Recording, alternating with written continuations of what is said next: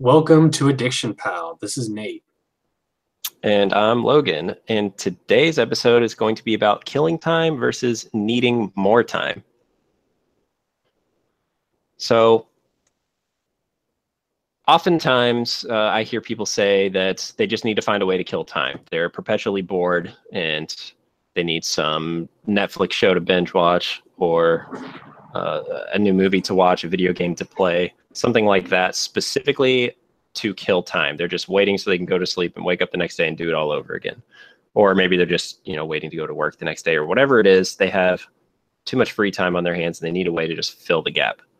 On the other end of the spectrum, I also hear people, sometimes it's the same person, saying they need more time.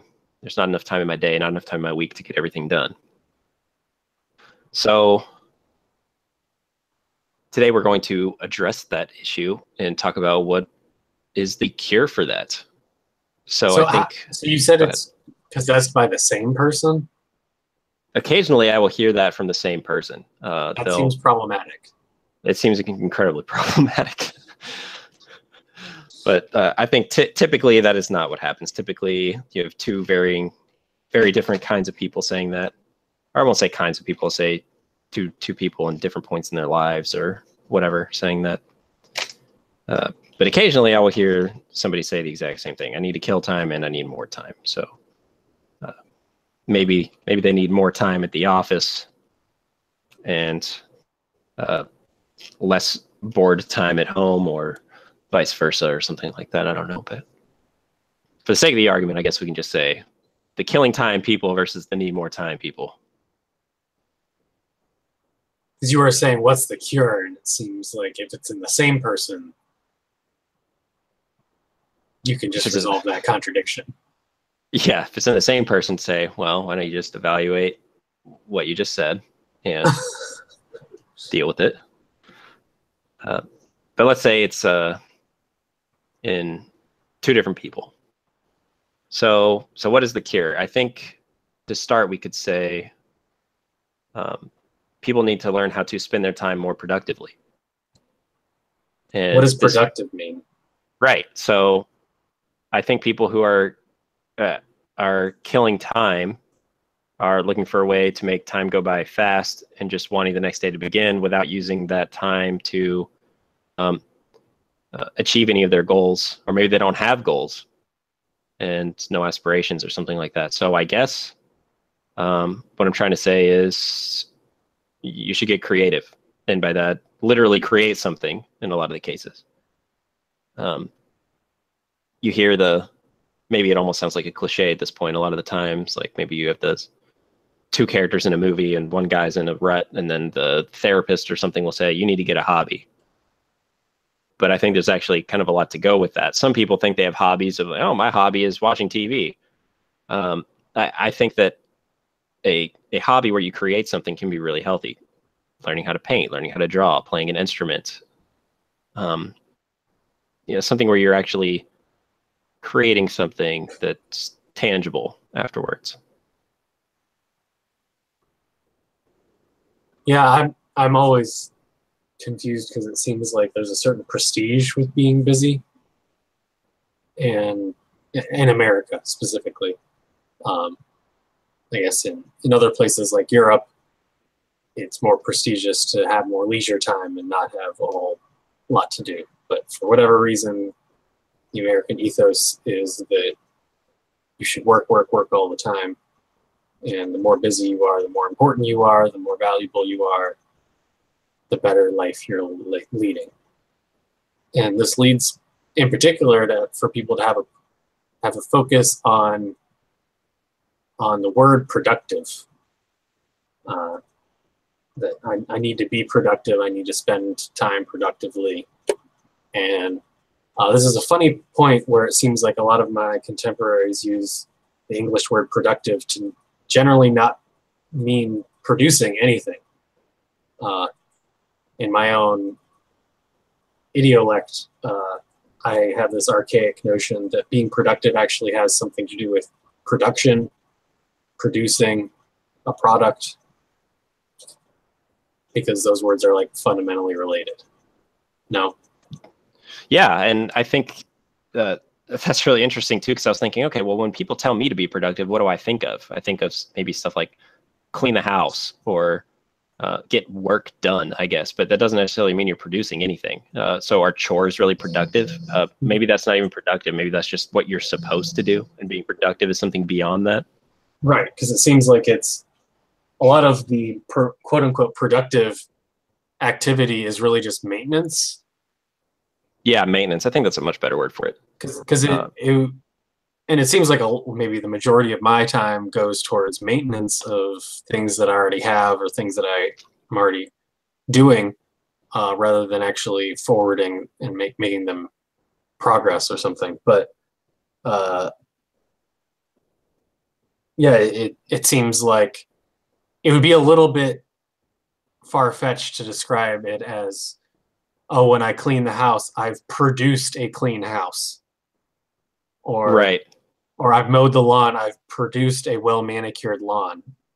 Or you're just kind of maintaining it as it was last week and as you're hoping it will continue to be the weeks going forward. So, and you know, now that you mention that, I remember having conversations with people even recently. Perhaps it's the weekend, and or rather, I just had my winter break, so I didn't have to teach. I was off for 11 days, and for those first few days, I did virtually nothing. I relaxed and played video games and did absolutely nothing productive by the connotation that we've described. Contemporaries have been coining the term as. And what I found, though, was that on like day 3 or 4, I said, okay, I need to be productive. This is the word that I was thinking, be productive. So I did my laundry and I cleaned my room and I did these kinds of things. But then when I went to bed at night, and I was texting somebody, and I remember saying, oh, you know, I wasn't a total piece of crap today. I was actually pretty productive. I, you know, did all these things. But then I was laying there about to go to sleep, I was thinking, you know, I really don't feel like I was productive today because I did not get any work done on my projects. I didn't work on my novel. I didn't edit audio for the podcast. I didn't work on the video game that I'm designing. None of that. So now that we're talking about producing as productive, I think that that's a really good point. What's the difference between being or maintaining something and being productive? I really like that idea. Yeah, and I think the old-fashioned notion when people were more involved in actually making things, it was maybe more literal, like producing a chair, producing a car, something like that is productive. People, you know, would build a shed or something. But then I'm more open as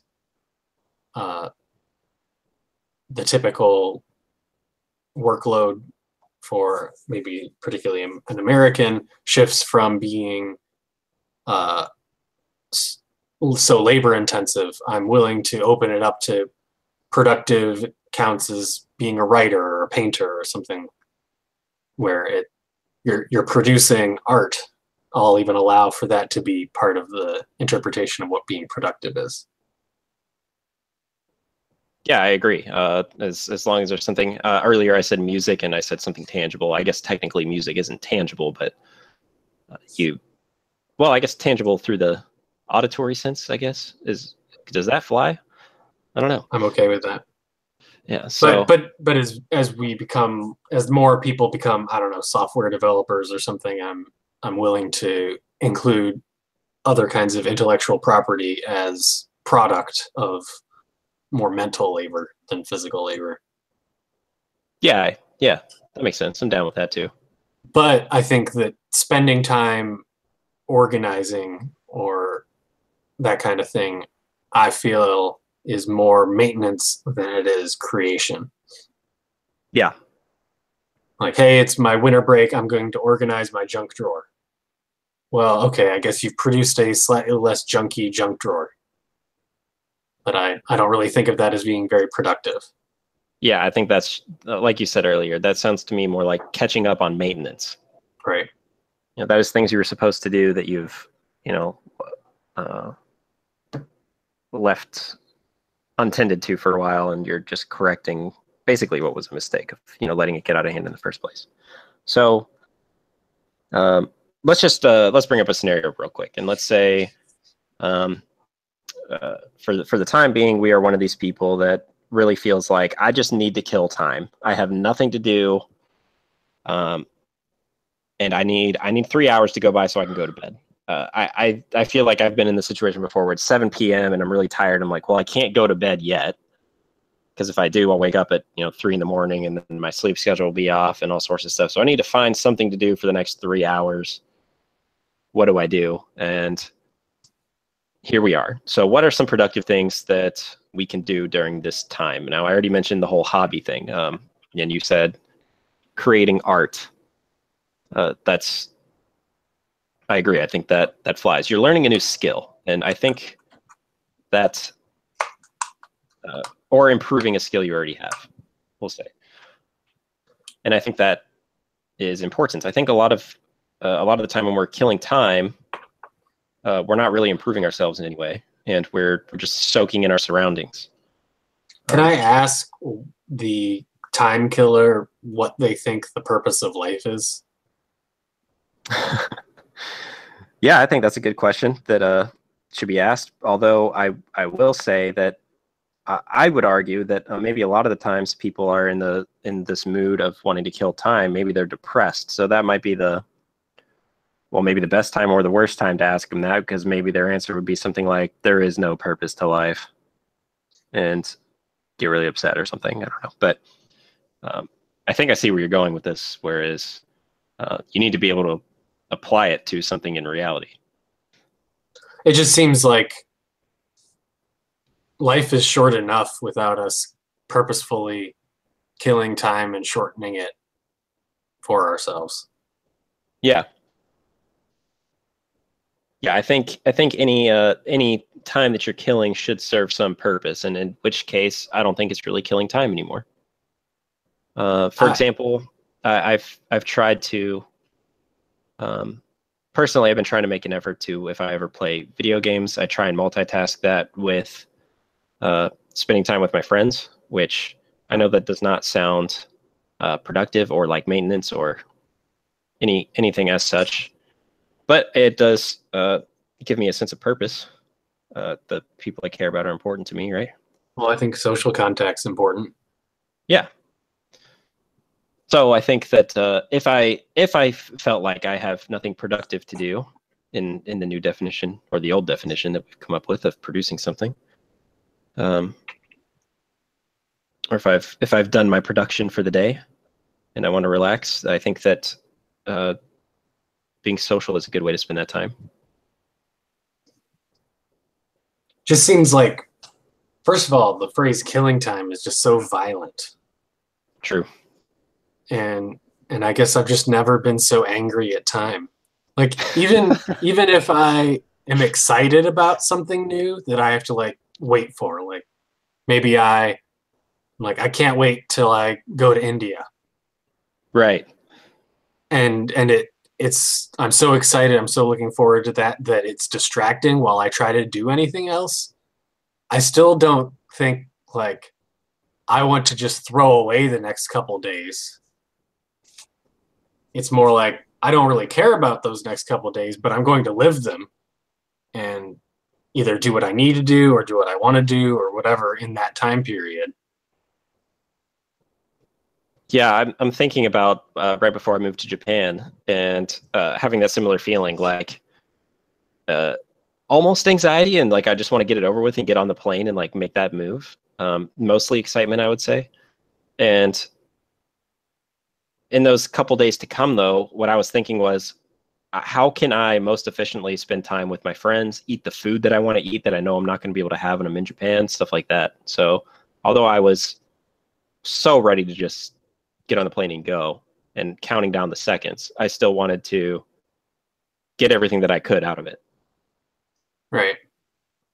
Which isn't to say, by the way, that might make me sound like I'm preaching about I'm always spending my time as efficiently as possible. The reason why I brought up this topic to begin with was because I know, especially in the past, I have not done a good job with that. So But I think it's because you and I have experienced time where we wish we had more, or we realize we didn't make the best use of it, that at least for me makes the idea of wanting to kill time even more absurd. yeah, yeah, we've been there, done that. Know the feeling of doing that, and know how harmful it is, I guess you could say. Yeah, because yeah, the closest I can think of like me killing time recently was I asked my grandma, because I was staying with my grandparents some over this break, uh, if she had a puzzle that we could work on, and so I worked on a puzzle with her. But there's still like a social aspect of that. There's still some sort of, I don't know, engagement of my mind and trying to piece the puzzle back together.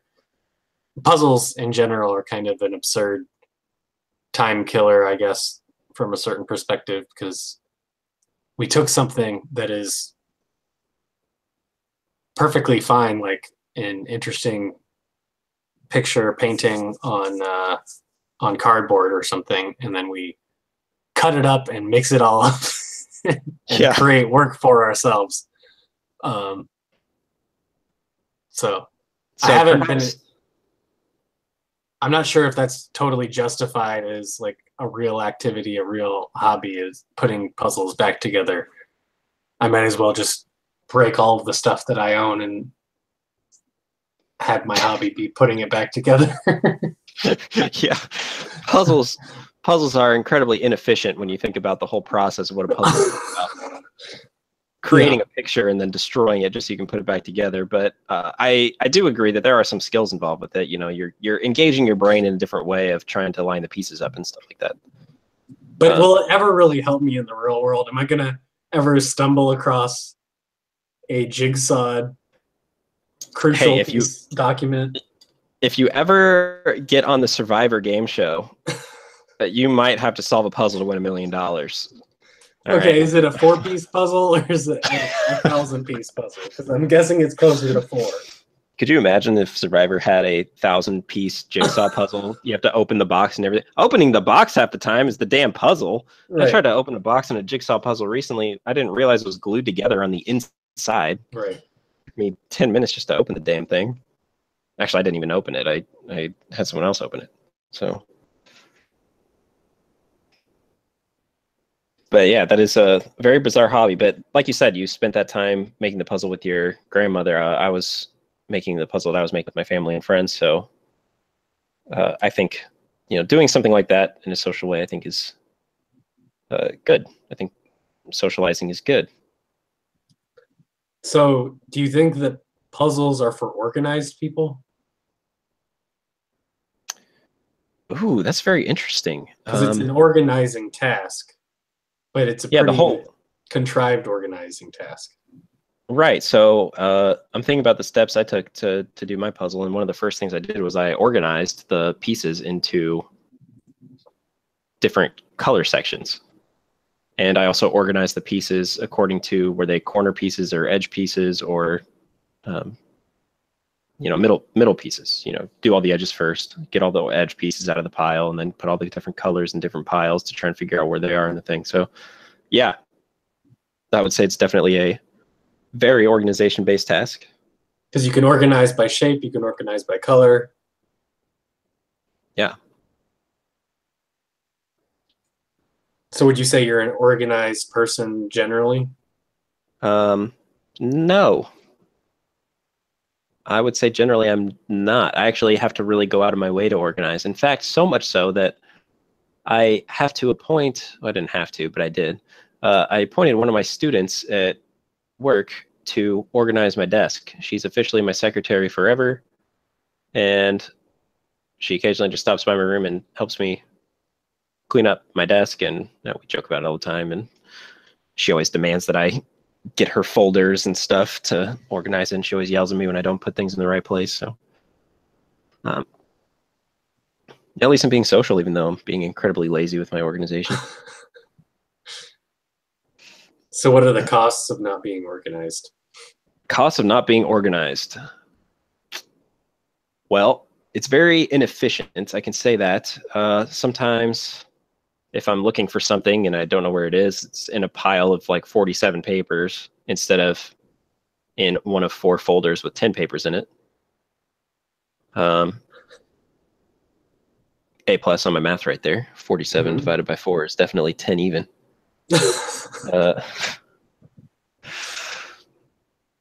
But you get the idea. So being organized could help you with efficiency, perhaps. And Are there any upsides to not being organized? I'm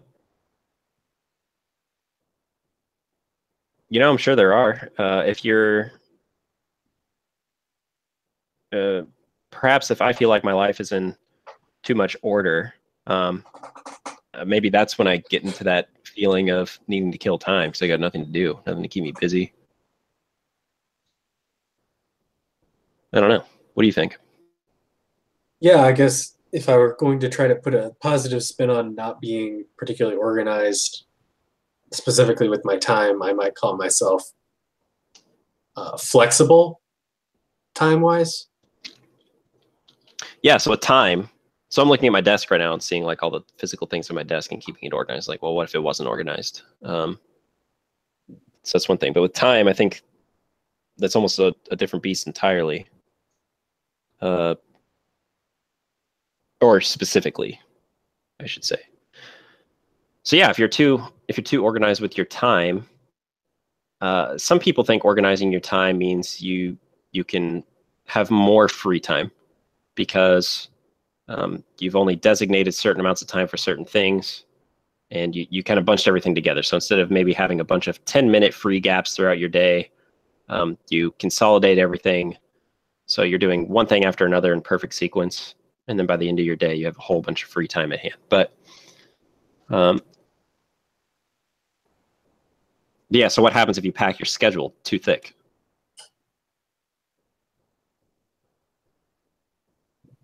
Yeah, I don't know. It seems So for example, with my time management, I think I live a very chaotic life as far as time management goes. And just whenever I feel like I have free time, whenever I feel like I've finished doing the things I need to do for the day, whether it's maintenance or productivity or work or whatever, that's when I reach out to friends and try and socialize and play games and that sort of thing. However, I have some friends who are hyper organized, so much so that they email me their Google Calendar and just so I know when they're going to be free. And I guess in some ways that's helpful because I know when they're going to be free. But in other ways, it's I feel like almost super unhelpful for them and for me. Because since I have such a chaotic schedule, they're always trying to put me into their schedule. And I don't want to be put into their schedule because I don't know what I'm going to be doing the next day. I don't like knowing what I'm going to be doing the next day because what if I start working on my book and I'm really getting into it? And right. Yeah, and I really want to continue working on it because I'm in the zone, right? Right. Then I don't want to stop, and I don't want to commit to spending time with somebody if I know that I'm going to eventually come across the scenario where I'm like, okay, I really can't stop working on my book, which means I'll have to cancel on them. To me, I think it's rude to cancel on plans, so I'd rather just never make plans to begin with. Yeah. And then that can result in some problems because, like I said, my friends who are hyper organized are really always trying to fit me into a block, and I'm not really comfortable with that. I'm much more flexible, and on their end, it's not fair to them because I'm so chaotic. I call them and I'm like, "Hey, you want to play a game in 5 minutes?" And they're like, "What do you mean in 5 minutes? You know, I've got this, this, and this, and this that I got to do today, and until I get this done, I can't do anything." Yeah. To which, in my mind, I'm thinking, really, you can't take an hour and just move stuff around a little bit? But some people are so locked into their schedule they won't adjust. So like you said, flexibility. Only took me 5 whole minutes to re-say what you just said by saying flexibility. Yeah, it seems like despite the fact that I'm not particularly organized with my time, I end up getting what I need done generally done in time. So I must not be that bad off. I Yeah, understand that it causes certain inconveniences for other people, but on the other hand, uh, it's it's extra convenient for. So maybe I might be the kind of person who would reach out and say, "Hey, you want to play a game in 5 minutes?" But I'm also the kind of person that you can call up and say, "Hey, you want to play in 5 minutes?" I'm like, "Yeah, I got nothing to do." yes, exactly. And So, but it's not like yep. if you hadn't called, I would be just like staring at the paint on my wall, wondering if there's any change going on, like totally killing time. Like I don't have any issue filling my time. Yes, exactly. So, so talking about that flip side is, I feel like I'm the same way. If somebody calls me and I'm, let's say I'm working on my book, but I'm not like really in the zone on it, and somebody calls me and says, "Hey, do you want to play a game?" But like, yeah, I can take a break and play a game for a little while, and then I'll go do that. And then if I feel like I need to get back to work because I've been playing too long, I'll turn off the game and I'll go get back to work. But um, if I, get that 5 minutes and I talk to a friend of mine and they're already locked in their schedule or whatever, uh, the whole "can you play in 5 minutes" thing just doesn't work. Right.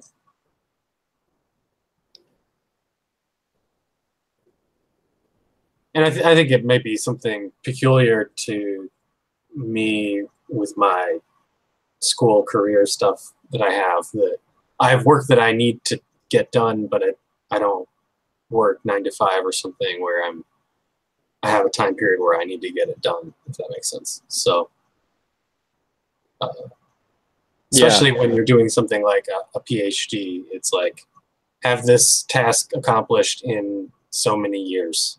It's Yeah. like, well, if I want, I can play video games any time of the week, but I can't play it all the whole week. Yeah, you can create your own schedule and adjust it as you go along. But if I called you one day and I was like, "Hey Nate, do you want to play video games in 5 minutes?" and you go, "Actually, Logan, in 3 years I have this thing to do, so I can't fit you into my schedule right now. My next 3 years are filled up." Yeah, Uh, but I think because there's a prestige to being busy, other people look at me as like a really lazy person. So it's like, well, you can play video games anytime of the day, and I'm like, for the most part, that's not inaccurate. right.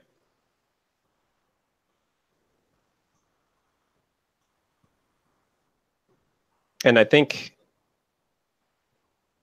having a schedule like that, it comes with responsibility. Yeah. Because you have to be disciplined and spend your free time wisely, which kind of gets back to the whole killing time thing. If you're sitting there staring at the ceiling going, "Well, I've got 3 years to do this. I could wait 2 years and 9 months and just blitz the last 3 months on this thing," or you can try and space it out and like do a little bit here and there, or whatever. Which actually brings me to another point I wanted to talk about, which is procrastination. That's the opposite of organization when you're talking about time, right? Right. So we've got procrastination versus organization. So um, we talked about hyper organized people. Now let's talk about procrastination a bit. I have this theory that people who procrastinate perform really well under pressure. And organized people tend to choke under pressure. In sports, Right. they talk a lot about, do you have the choke gene or do you have the clutch gene? Who's gonna score that 3-pointer in the last half second of the game, right? Mm-hmm. And I think the procrastinator would be much more likely to score that than somebody who's super organized. And here's my theory of why. Procrastinators are used to being under pressure because they always wait till the last minute to do something. And until that pressure builds up so great that they know they have absolutely no choice left but to do it or fail, that's when they do it. Now, somebody who's super organized, they never let themselves get to that point of pressure because they go, "Okay, I've got 3 days to do this. It's going to take me 3 hours. I'm going to do an hour and a half for the first 2 days, and then the third day I'll have a whole day to think about it and review it and be prepared, and that'll be that. And a procrastinator will go, I got 3 days to do this. I'll think about doing it the first day and maybe the second day, and then an hour before I go, I'm going to do all these 3 hours of work in 1 hour, and we'll see how it goes. And they're used to it. So with that in mind, what do you think? Do you think you are a procrastinator, or do you think not? I definitely am a veteran procrastinator. I'm not sure that I always do that, but Sure. I think that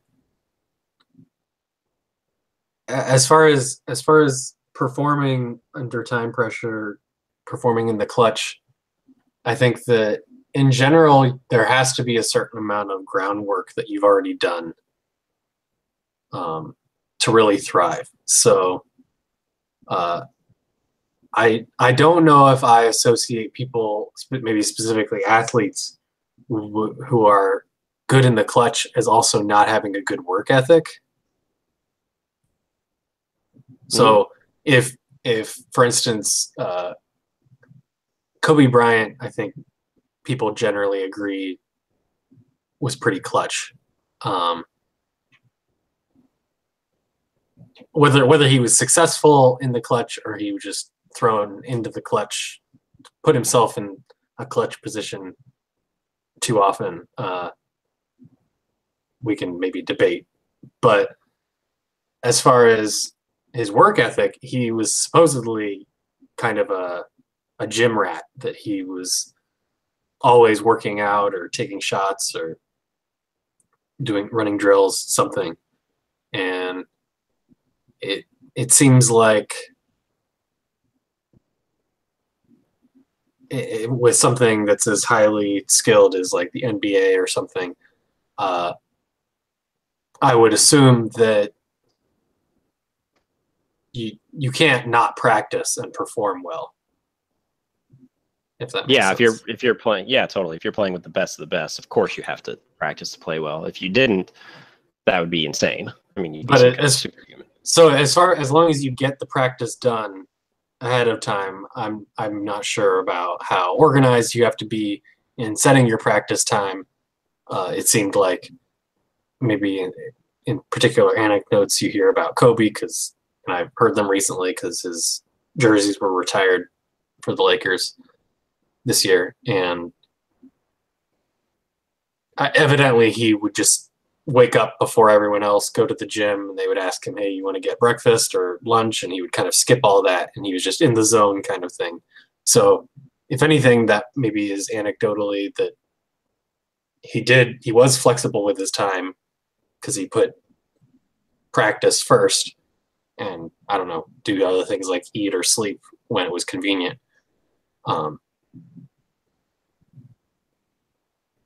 So instead of living by a scheduled day of breakfast, lunch, and dinner, and then in between that, maybe I'll find time to practice or whatever. It was like, right, I'm just going to keep practicing, and if I'm in the zone, I'm going to keep doing it. And maybe if I'm not, or I've gotten adequate practice, then whenever that time is, I will. But it's not necessarily a time constraint that he has. It's just when he feels he's done kind of thing. Right. But I think I could almost see it being maybe the other way causally, that it's not being organized makes you a choker, but that if you recognize that you don't do well under pressure, you would tend to over schedule yourself to try to alleviate that time pressure. So if that makes sense. Yeah, so kind of like an anxiety of being afraid of pressure, that you're constantly trying to organize your life to avoid pressure because you're anxious about it. Right. Organization is a coping strategy for things like test taking anxiety or just kind of a choking issue in general. I think that makes much more sense than my previous theory. Flipping the causation around, right? Yeah, because in my experience, it's almost like people who are really anxious about an upcoming test or something, that they say, well, I have to study so many hours beforehand with this schedule. And maybe I've never been in a situation where I was too worried about a test. Maybe there were situations that I should have been, but I never was particularly worried about it. So I didn't feel the need to overly study for whatever that was coming up. Right. Because I never experienced maybe performance issues on a timed exam or whatever. So you feel like that you're pretty clutch. That is probably the most positive way to put it. I think other people would describe it as I'm lazy because I can get away with it. But sure. I will vote to be optimistic and say that you're just super clutch. And I will say that for a pretty selfish reason, because I feel similarly in a lot of respects. And I like to consider myself super clutch, even though I'm a huge procrastinator. I also wanted to mention one more thing about procrastination too, which is you mentioned around the time you started talking about Kobe Bryant stuff, about preparatory work. Mm-hmm. So I feel like one thing the procrastinators do that people don't really understand is that this whole time they're not actually doing the work. They're thinking about it. Right. And they're mapping it out in their head. And maybe it's just 5 minutes here and there, and they don't even realize they're doing it a lot of the time. But let's say I've got a paper to write, and this paper's due on Friday, and it's Monday. It gets assigned on Monday. Well, Monday, as soon as it's assigned, I'm thinking of ideas. Like, oh, what am I going to write this essay on? Maybe I'll write it on this. Maybe I'll research this sometime. And then, maybe I Google something that I can use as inspiration or research or whatever the assignment's for. And I won't do anything with it. Just kind of glance at it and be like, oh, okay.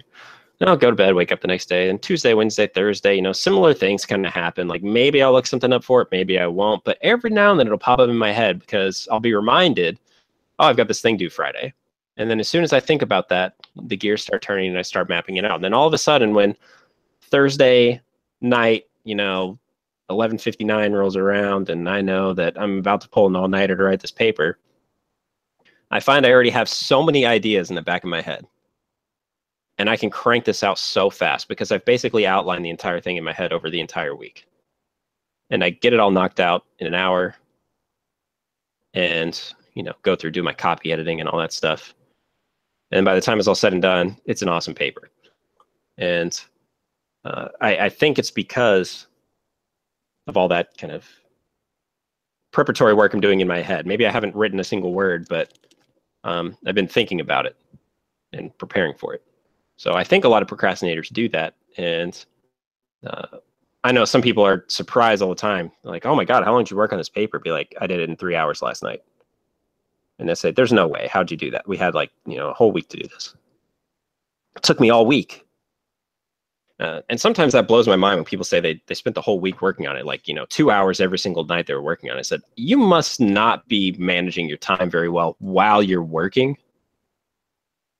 I think if you, organize your thoughts first and then go in with a really good plan, by the time you actually go for the execution of the task, it's a whole lot easier if you actually know how you're going to do it rather than just dive into it and, scrambling through information and trying to throw everything together and then going back and reconstructing everything. I think it's just better to do it right the first time and having a really clear-cut plan. So I don't know. What do you think?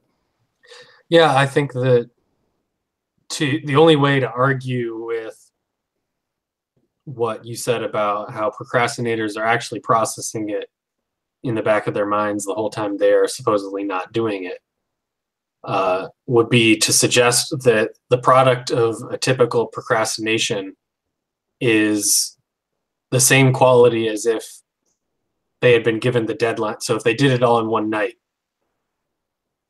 you would have to say that, well, they could have done it that very first night that it was assigned, and instead of taking the week or whatever that everyone else had. and it would have been just as good had they done it that night. And I figure that most of my efforts that have been the result of procrastination are better than they would have been had I just done it that first day. I agree completely. So I think I absolutely must have done something different during that extra time that I had that somehow improved it. I actually have an example of that specifically. I was tutoring somebody in college. He had this professor and he had to write a paper for him. And he came to me a week in advance and said, I've got this paper due at the end of the week. You're an English major. I want you to help me out. I said, all right, let's do this. And I showed him how to do it and gave him some good advice. I helped him with it. And I thought it was going to be fine. I didn't think it was my best work ever, but I thought it was really solid. I thought it was good. And he ends up getting a C on it. And he was freaking out about it. He said, I did this so far ahead of time. I went and asked for help from a tutor and all this stuff. And I felt really bad. It's like, wow, I must have let you down. And then that same teacher, he came and asked me for help again. He said, look, this time. And I said, look, here's what we're going to do this time, okay? This time, give me the directions for it.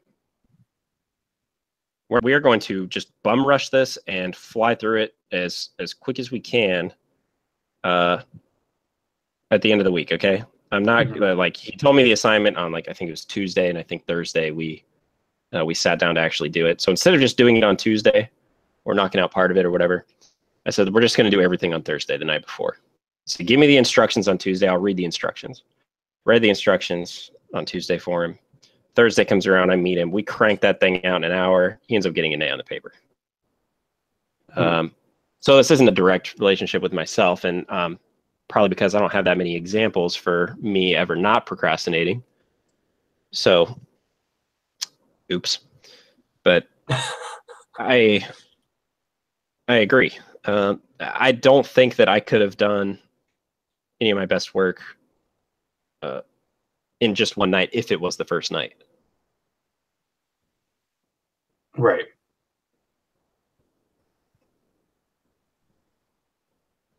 Which is, of course, evident of what we started out with, the idea that procrastinators constantly have these projects going on in the back of their mind. So we talked a little bit about being in the zone.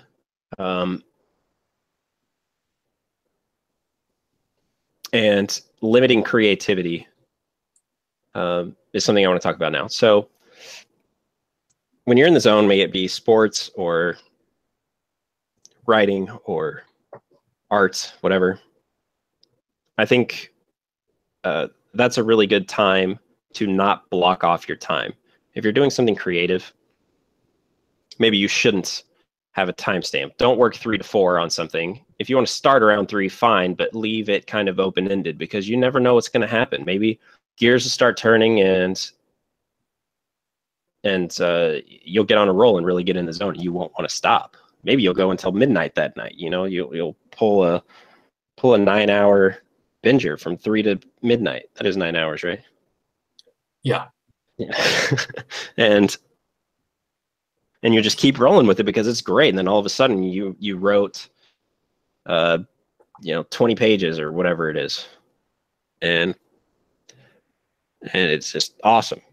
Or you're an artist and you complete a whole painting in just one day because you're just really inspired and you keep cranking away at it. So I think with creative things, you should really leave your time open-ended and don't constrain yourself, because sometimes limiting your creativity can really just kill the whole process. And I think in concerns with time, that is, or scheduling, I'll say scheduling instead of time, that can really kill your creativity. However, I think that limitations also inspire creativity sometimes.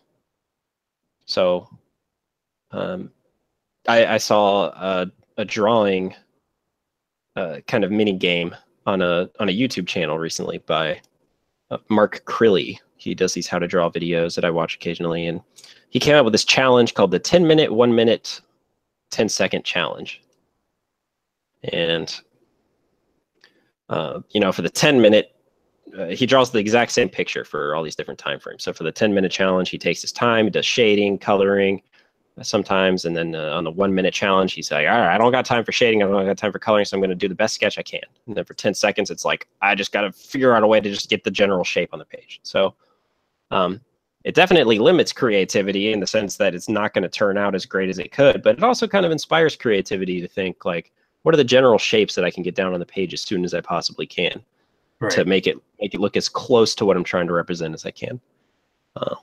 Another example of that I have that's outside of time is in like poetry, for example. I think in the modern era of poetry, people have shown a distaste for rhyme and meter. They say that it limits your creativity too much. You should just say what you need to say. And I think sometimes that's true, but I also think sometimes kind of putting that box around you to create that form, like if you write a sonnet, a traditional sonnet, iambic pentameter, 14 lines, A-B rhyme scheme with a couplet at the end, that construction, or rather that form, building that box around you forces you to be creative because you have to work within certain boundaries. So you have to come up with clever ways to fit everything you're trying to say into this frame. So I think in some scenarios, boxes can inspire creativity, but I think in others they can really, really kill it. So I think that's something to be really, really careful of when you're scheduling yourself. If you're trying to do something creative, I think you should try and leave your time open-ended, because boxing yourself in too much in that case, I don't think is healthy. What do you think? Yeah, I think that you get interesting ideas, creative ideas that you probably never would have encountered before that, when you, well, it seems like you have to find a nice middle ground somewhere where you have, because if you don't have any limitations, or you just sell someone make something, they have no idea where to start. There are no parameters for them to consider. But if you overly constrain them, like make a robot out of nothing but styrofoam, they're probably not going to come up with something very good. So, so you have to find something where it's like you've eliminated enough in order for them to engage their mind, but not so much that it's just an impossible task. So, yeah. In a writing exercise, saying like, write a poem with only words that rhyme with orange. Also, you can't use orange. Like, that's going to be a pretty lousy poem. I don't care who you are. Yeah. Eminem would say he could do it. That's about it. What's that? Eminem would say he could do it, but that's about it. Okay, probably. But I think you were onto something when you were talking about the limitations of a sonnet, how that, if anything, heightens your creative juices because you have to be clever in order to make it work. Right.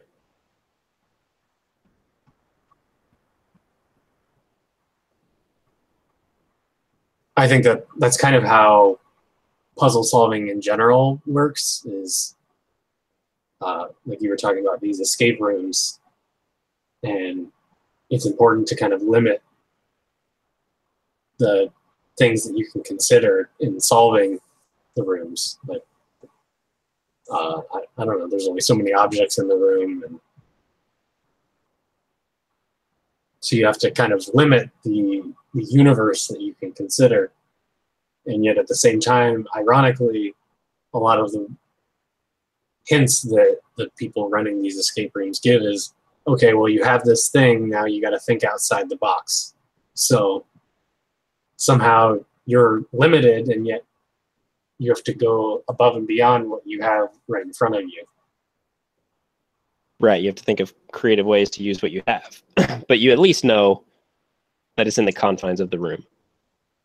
So you start off by limiting yourself, but then you have to somehow go outside of that limitations by being clever. I mean, at least that's the visual I get when someone tells me think outside the box. You're saying like you have to get outside the rules that you feel trapped within. Right.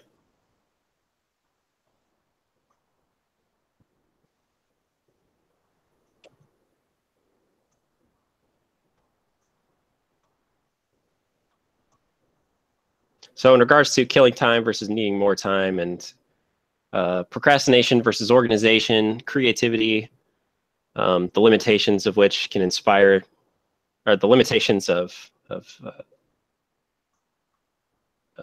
limitations inspiring creativity or sometimes killing creativity. All things said and done, there's one quote that I would like to kind of tie things up with. I don't know where this quote originally came from, but I know I originally heard it from my father. He said, "If you need something done, give the task to a busy person." And that basically means if you have a whole lot of free time on your hands and somebody asks you to do something for them, what you're going to think is, I got all the time in the world. I can get to it whenever I need to get to it. But if you're a really busy person, you're going to think, oh, crap, I got one more thing I got to do. I need to get this done out of the way right now so I can get on doing everything that I need to do. So you can always trust a busy person to get things done. So going back to killing time and needing more time, if you ever find yourself killing time, try and find a way to produce something. Get hobbies, use your time to create things, be creative, and maybe that will bring something back to your life that's more, uplifting, quality, that sort of thing. Right. Yeah, I think it's a very provocative quote because it seems kind of counterintuitive that busy people don't have time for extra things. Right. Yet it's the people who have perpetual free time are the people that are usually saying, I need to kill time. And it's almost as if they don't want to do something productive. They want free time, but they want their free time to be killed. They don't want to fill their free time with things that would make it not free time anymore. And I think that's the mentality that is key to get over, is trying to fill your free time with projects of some sort. What if, because as I was indicating before, like so many people seem to be obsessed with being productive and spending their time well. And it kind of gets into this like rat race type experience. That I think a lot of people pretend to be busy when they aren't. They're just kind of puffing up their own self-importance or something. Yeah. So I would almost want to use that quote as a test to, I don't know, call baloney on these so-called busy people. That if they are genuinely busy, engaged, active people, then you can give them a task and it will be done quickly. But if they are posing as busy people when they're really just killing time, then they won't make time for what you need done. Does that make any sense? Yeah, it does. You should wait like 5 seconds and say that one more time because you were cutting out a lot. Sorry. Yeah. So I almost want to use that quote as a test to kind of call BS on someone who You're still cutting is out really, really supposedly bad. busy. Oh my god. You want to unplug your mic and plug it back in or something? We almost made it. Almost. It's all right. I can just go ahead and do it. All right, is that any better? Yeah, you're good. You're good. Okay. So I almost want to use that quote as a test of whether someone is a legitimately active, busy, engaged person versus someone who's just obsessed with being productive, and so they fill their time. I don't know if they kill their time, but they at least fill it with pseudo-productive activities, maybe among them organizing junk drawers, because it seems like genuinely busy people would actually accomplish what you ask them. But these kind of posing as busy people would not get around to it. It just seems like a nice way to cut through that facade. Yeah, so use the quote as a test, because I agree. I think there are a lot of people out there that are kind of posing as busy people when really they're not. I think they just want to come across as being busy, and they're really not. Or maybe they actually think they're busy and they're not. It just seems like someone, I don't know, like a doctor or someone who is legitimately busy, if you gave them a task, they would find a way to get it done. Right. And I think in general, we want to be thought of as people who can get things done. Yeah, I think most people would like to be considered dependable. But not everyone is. But not everyone is. And I think that's something that can be cured. I think everybody has the potential to be dependable as long as they budget their time properly and try and be productive according to the definition we've laid out. And yeah, use their time wisely. Don't just fill your time with killing time. I agree. And if you feel like you're somebody who needs more time,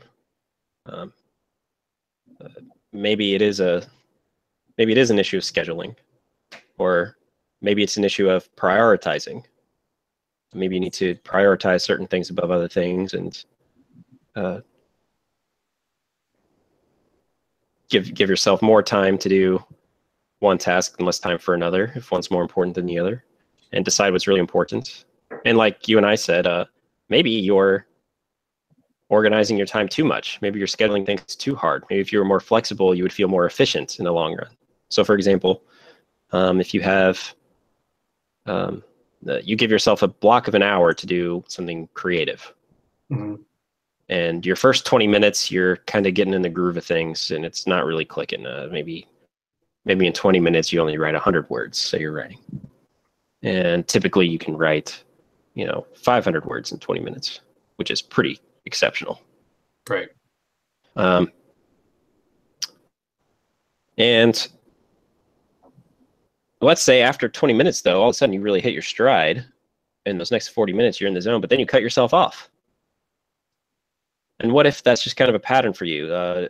Maybe those first 20 minutes, every time you sit down to do this, you're not really getting fired up yet. And it's always around that 21st minute where you're really starting to crank the words out, or, getting your paint strokes down, or whatever it is.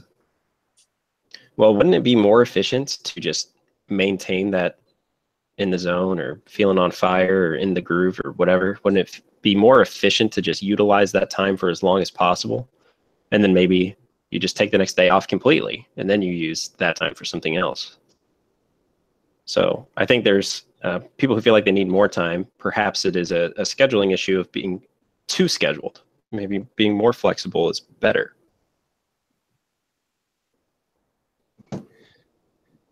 Yeah, I think that especially when you don't have time to complete a task in one sitting, budgeting the time seems kind of difficult because obviously there's issues with attention span and focus and all that you were saying. So if it's always going to take you 20 minutes to kind of get back in the zone to write, then it's probably better to, I don't know, spend all of your free time 1 day a week writing, and that's just your designated writing day, and it will take the designated 20 minutes to get into it, rather than spending 20 minutes every day for the whole week, because you're going to have that focus issue. You can kind of understand that there's a certain level of extreme that you could take this to, that if you broke every task into a 1 second segment and you sporadically threw it through your schedule and throughout the day, then you would get no work done. Right. And if you do the math on that, say you're doing that 5 days a week, of those first 20 minutes being worthless, you just wasted a whole hour out of your week. Right. Hour and 40 minutes, whatever, sorry.